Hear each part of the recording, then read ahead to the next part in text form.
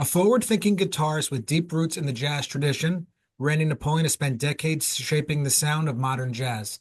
Currently an associate professor at Michigan State University, he honed his craft on the road with legends like Benny Green, the Clayton-Hamilton Jazz Orchestra, Michael Bublé, and spent 13 years with Freddy Cole. With over 70 recording credits, including Grammy-nominated projects, his playing and arrangements have been heard on major stages worldwide, from Royal Albert Hall to the Hollywood Bowl, and on television appearances spanning The Tonight Show to Ellen DeGeneres. Praised for his warm tone, intricate fingerstyle technique, and deep swing, Napoleon embodies the balance of tradition and innovation in jazz guitar. So, Randy, thanks for taking the time today. Really appreciate it. Thanks so much for having me. Yeah, my pleasure. So a lot of stuff to cover. I'm really excited to talk to you. The first thing I have to know, you know, when it comes to the technique we see, the way you play with your right hand, how did this all come to fruition? Was it like classical guitar at first? Because when we think finger style, like that's the way Right, we see. What was right. talk to me Yeah, about that? I kind of came to it backwards. I started playing with a pick like most guitarists, and um, I became more and more sensitive to the sound, and I would say probably the guitarist that I've studied the most is Wes Montgomery, like many of us, and I just always loved that he had a little bit of a bump in the sound, and it was difficult for me to get that. Now, of course, Wes is a freak of nature, and he could execute anything with his thumb. I do use my thumb for some things, but I've never gotten good at, playing fast lines with the thumb. So,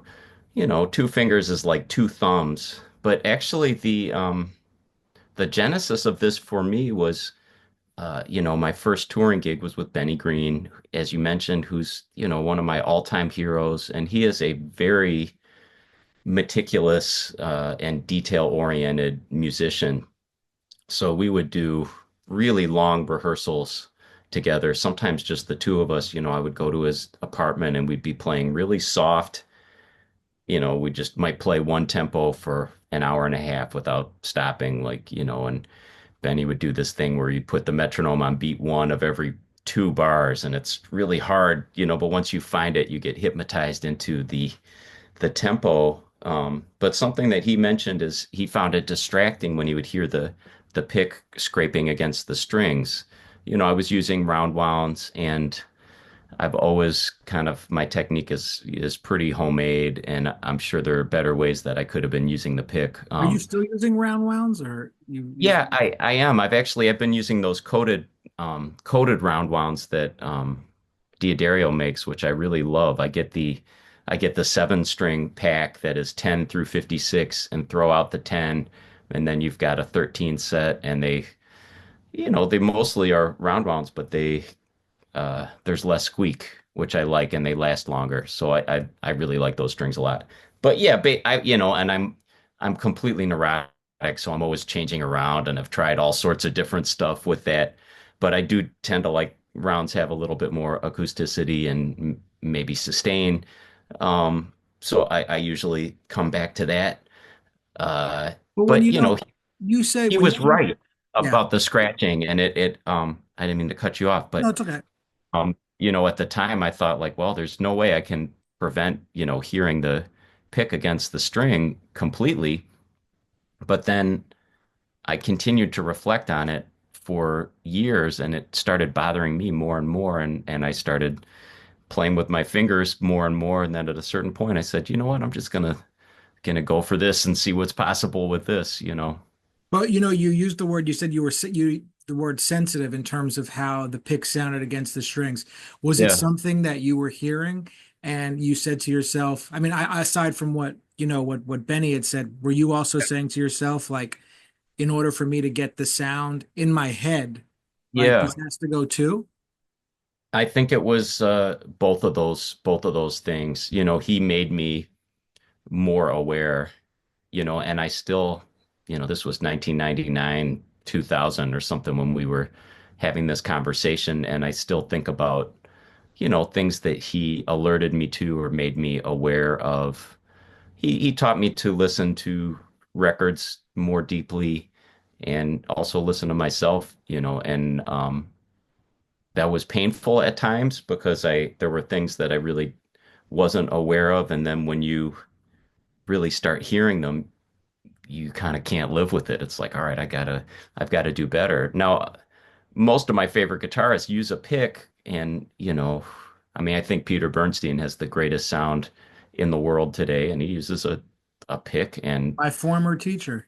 really, oh man, so I mean, this is, every time I hear him, I shed a little tear of envy. It's incredible. So there's a lot of ways to do this, and perhaps if I'd figured out a better way with the pick, I would have stuck with it. But um, now I'm too deep in, so it's fingers, and I do like it, and I do think it has a little bit of a uniqueness to it. And uh, I guess like everything else, sometimes I feel like, oh, this is great. On a good day, I'm like, man, this is great. It's so warm and full, and I don't. It feels clean and good. And on a bad day, I just feel like, man, this is muddy, and I can't project, and everybody else is playing twice as fast as me, and this is the dumbest decision of all time. So yeah, I don't know.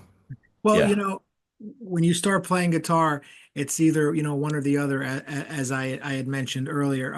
So, let's backtrack a little bit.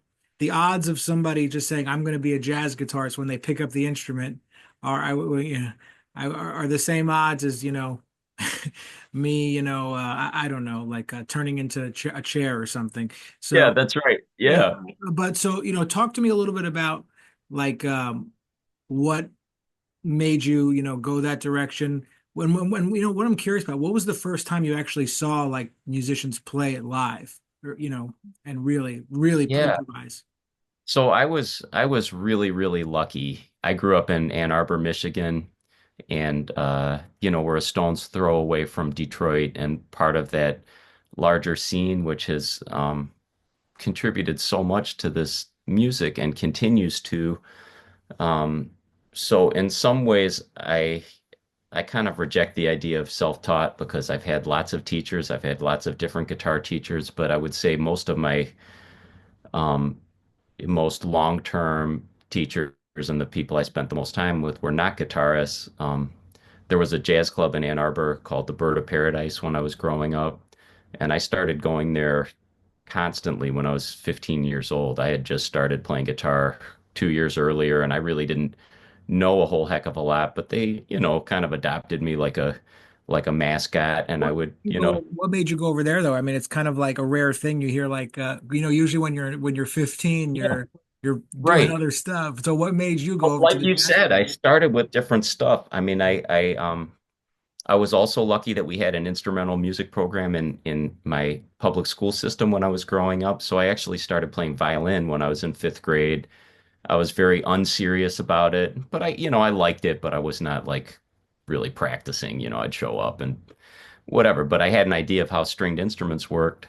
And around the time I was 13, I remember I was at a friend's house and they had an electric guitar lying around, and I was just curious. Like my eyes were drawn to this object. And so I asked him, I said, "Hey, do you mind if I try this?" And I just remember picking it up and playing it, and it was one of these magic moments like in West Side Story when, Maria and Tony are at the dance and then everything freezes and there's just a spotlight on each of them. I really just fell in love with the guitar. There's something about physically holding it, Yeah, and it was an electric guitar. it was an electric guitar, and I remember playing that low E string and it was plugged in and feeling the vibration, and I just loved it immediately. So he Did you actually plug had it a in? beat up acoustic guitar. Yeah, I did. And Okay. I borrowed his acoustic guitar and I stayed up all night just trying to, oh, my finger goes up, it makes this sound, and that was it.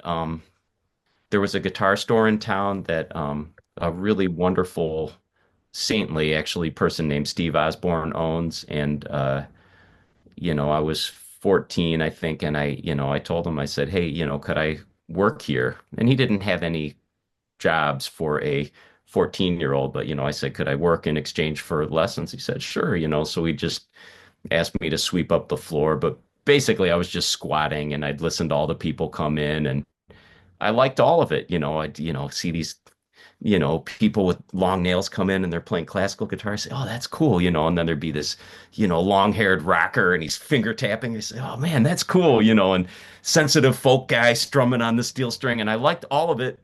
And When I you had when no you were that age, was expectation. it like, obviously you were excited and like you're, whoa, like Yeah, these guys are, yeah, I definitely understand that. But was there a yeah. part of you that like also at the same time, even though you're a kid, you're like, like this is gonna be hard, like did you realize what you were getting your and not not say that you envied them as a kid, but it can be Yeah. very very intimidating, like going into seeing all that stuff right away.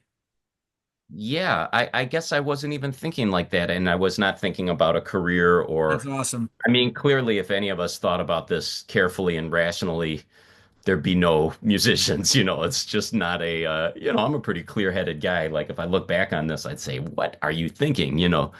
I was just excited about it, and it was fun for me.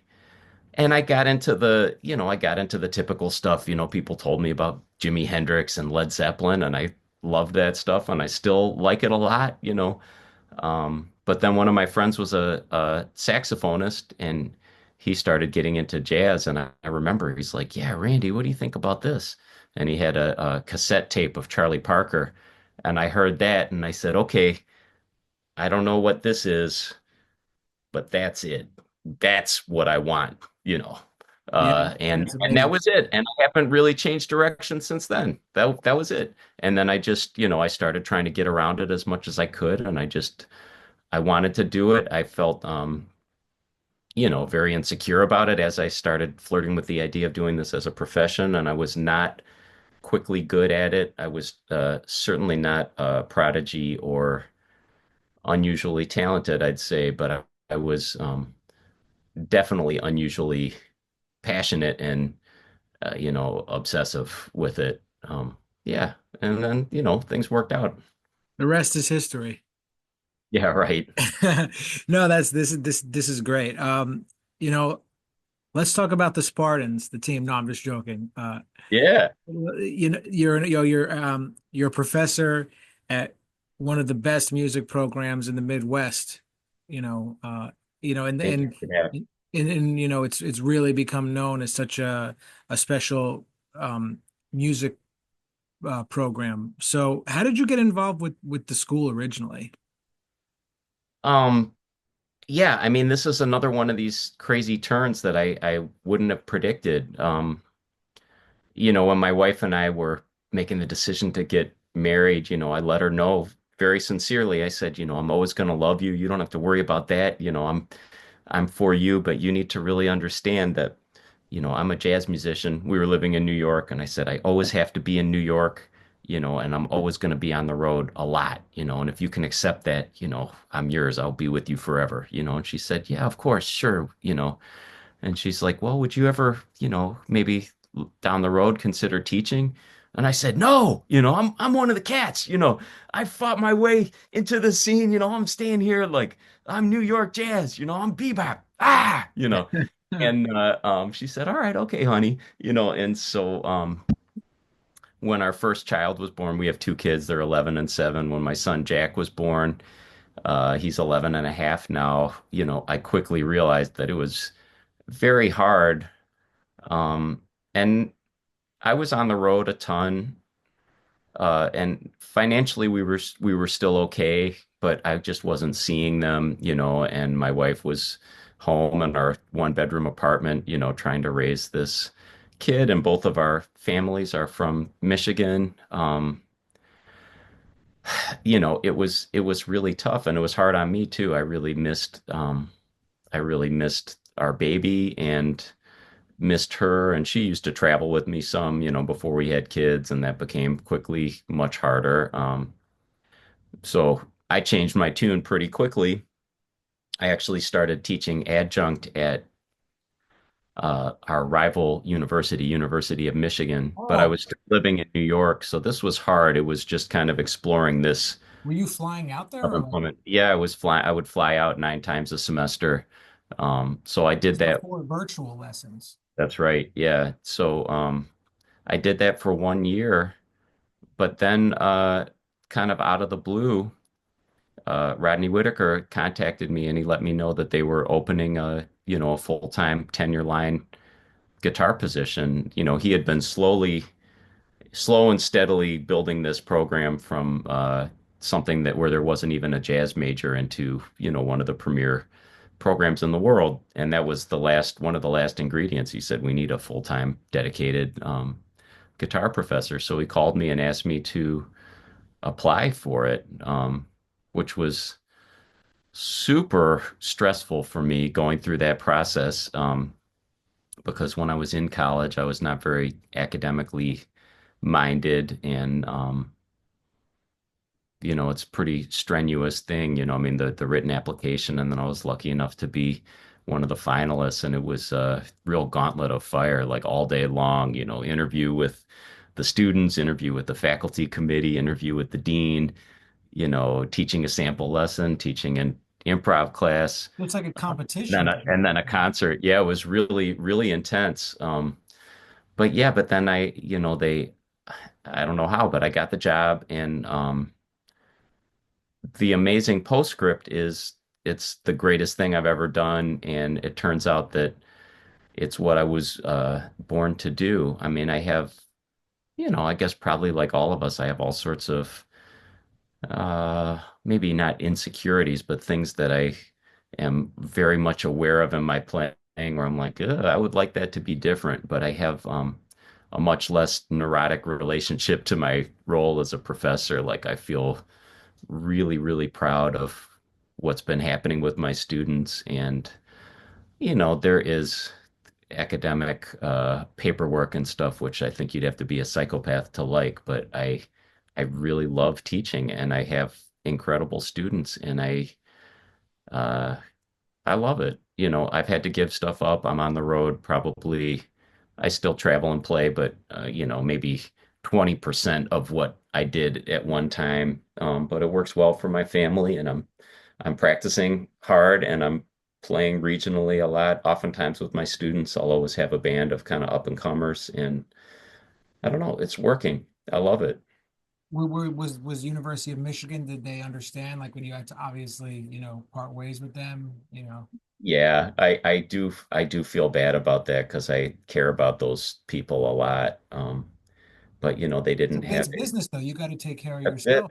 And this is a much more developed program and it's more supported from the top. And I would say aesthetically, it's something that it just fits perfectly. Rodney was one of my childhood heroes, and I've known him since I was a teenager. I played some of my first gigs in Detroit with him, you know, almost 30 years ago now. So I've known him forever, and he's a very natural leader for me to follow. And I joke that, first he taught me how to play and then sent me off to New York and I got some gigs and that was great, and then he brought me back and he taught me how to teach, because I would, like with everything, I imitated all my colleagues and asked a lot of questions as I was developing my method. And I mean, it will always continue changing like anything. I'm always trying to find the quickest way to, help people. But and actually I'm his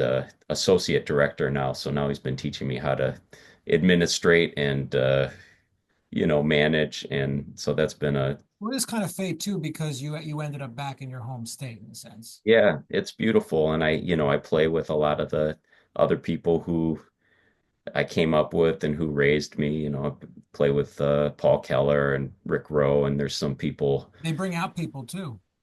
Yeah, yeah, yeah. And then I play with my students a lot, and that's a beautiful thing. And then send them off. Well, how many students do you have, per semester usually or around? Well, the guitar studio, my target number is between 8 and 12, and so it's always kind of fluctuating in there, but I try to keep it in that range.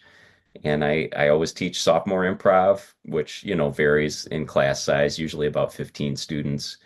And I run our top nonet, which is a really neat thing. I do most of the writing for the band, and we do tours. We bring in guests and tour the state playing for high schools and junior high schools. So it's a really powerful thing. Our students get to connect with, you know, master musicians, and then also you never know who is hearing us. We go to all sorts of different schools, and sometimes they're, in the sticks, and this might be the first time they hear jazz, and so it's very meaningful. Yeah, that's Yeah, you're one of the few people that I've spoken to that makes that point. Just just to give you a I go to elementary schools or I go to libraries and I educate. It's we have to show this music to the world. absolutely. Otherwise, we And have it's no always business, otherwise we have no business complaining about how it's not a mainstream.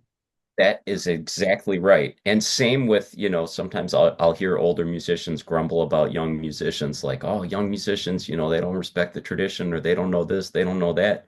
And then I say, okay, well, maybe hire some young musicians Exactly. and they might be all right. I'll tell you what, my young musicians play their butts off. I'm cool. I've got cats I'd love to play with, and I stand by them, so and it wasn't always that way, but we sat there and we worked it out. Same way people did that for me. So that's the name of the game. And yeah, of course we've got to be bringing it to people so they know what the music's about.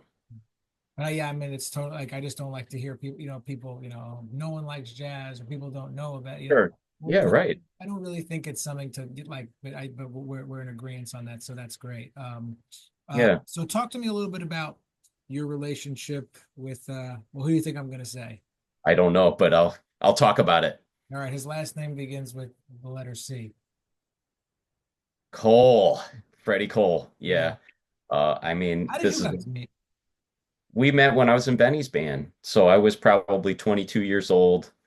And Freddie was at the gig, and he told Freddie, he didn't tell me, but he told Freddie that he really liked my playing, which I was like, oh man, I'm excited. So I was a fan of his, and then I just made sure Freddie lived in Atlanta, but I made sure that every time he came to New York, I made sure that I, stopped by the gig, and we got to be friends. So I knew him for quite a long time. I think in 2004 he started calling me to sub a little bit in the group, and he was kind of already sounding me about joining the band, but I had joined I'm trying to remember the timeline, but I joined Michael Bublé's band actually after talking to Freddie. I mean, he became like a mentor of mine, and I said, I got called to do this pop gig, and I said I don't want to do it, I said, but it's a lot of money, and what do you think, and he said, well, you're going to need that money. And I said, well, I'm fine. I'm doing okay playing jazz.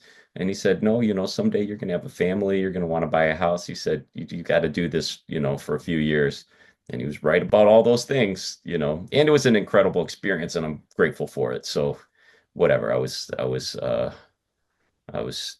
too ideological or But something, the logistics of when you play, when you tour with someone like Michael Bublé versus touring Yeah. with someone like, are they, when I say logistics, I'm talking about travel, like what's convenient, like the way gigs are lined up and stuff.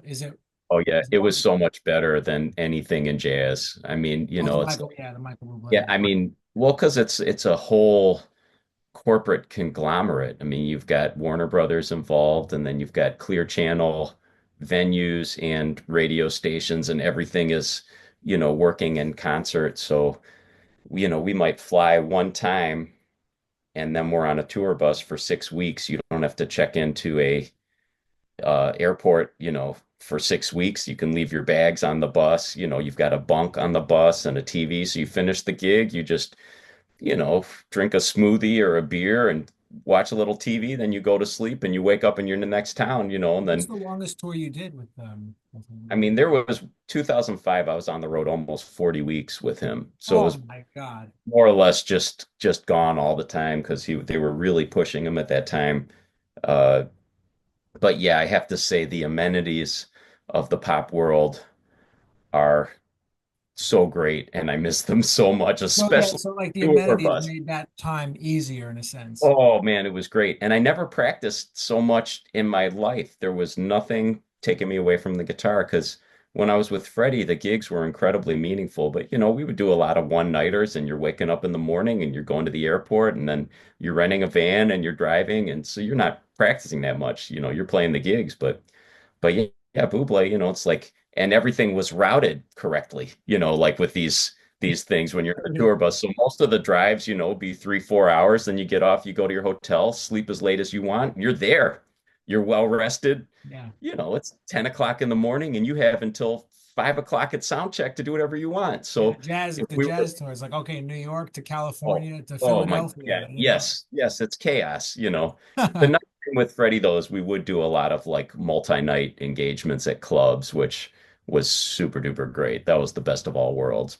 But we also would do that crazy shit, fly to Kuala Lumpur for one gig and then right back. It's like an hour and 15 minutes of playing and, 50 hours of travel, crazy. Yeah, right. But you have so many experiences under your belt. It's, some people get like you really, to do the pop tours, to work with Freddie, to be an educator on the level you are, but and to have your roots as a New York jazz musician, it's certainly something people should look up to, you know. Oh man, that is so nice of you. And I will say, I've had very good fortune.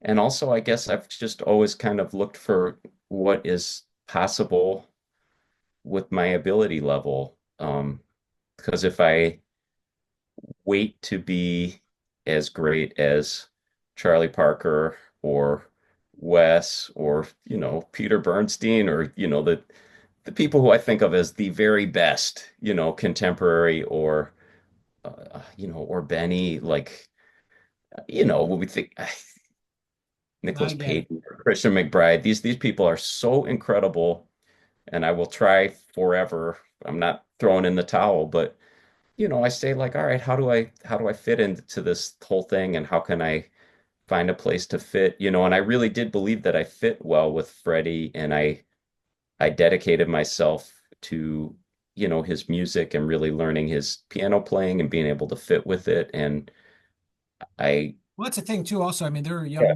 there is so many incredible musicians out there who just won't even get that opportunity to even work with somebody once, yeah, because there are thousands out there, I know it really is true. So So, but yeah. one more thing I wanted to ask you before we finish up was, is when you got offered the pop gig, were some of your colleagues or friends trying? Because Freddie said, "No, go do it. You need the money." But were some of your colleagues saying, "What are you doing?" Yes, yes. And it's hard, and it's hard and I had to turn down things that really mattered to me because that gig really owned me, at that time and it was not the kind of thing where you could be like, yeah, could I sub out this one? I got, something I want to do as a leader or that was just not the culture, which is fair too. I mean, they were paying us a lot and they wanted, they needed things to be exactly a certain way every night and that, it was very reasonable to ask that, but it was also hard. And yeah, there, you get cats on the scene saying like, "Oh yeah, that's corny, that's whatever." But who was really adamantly against that way of thinking was Russell Malone, who was, Rest his soul. oh my God, I loved him so much, and he was an incredible mentor and friend, but he would say in very colorful language, ignore that, like ignore that. He said, they're all sitting at home complaining about how they can't make their rent. He said, Exactly. No, he's told. I go get do it. the gig, and do No, the Randy, this has been fantastic. Thank you so much for taking the time to speak with me and being so honest about everything. And you're always welcome back. And we hope to have you again. I appreciate you so much. Thanks for doing this. Thanks for letting me spin my yarn and tell my story. I We're just appreciate it. getting started. Yeah. Thanks, man. All right. Thank you.